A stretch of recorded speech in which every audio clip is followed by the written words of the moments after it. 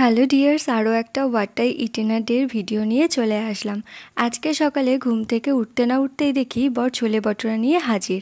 আর আমি তো তাড়াতাড়ি ফ্রেশ হয়ে গরম গরম বটরা দিয়ে ব্রেকফাস্টটা কমপ্লিট করে নিলাম। আর লাঞ্চে আজকে ছিল ভাত, ডিম সেদ্ধ আর আগের দিনের বাসি ডাল শুকিয়ে সর্ষের তেল আর পেঁয়াজ দিয়ে মাখা। এই ডাল মাখাটা খেতে আমার খুব ভালো লাগে, আর এটা থাকলে তো মেনুতে আমার আর কিচ্ছুই লাগবে না। তারপর সন্ধেবেলা করে নিলাম চা। দুপুরে একটু ঘুমিয়ে ওঠার পর থেকেই খুব মাথাটা ধরেছিল।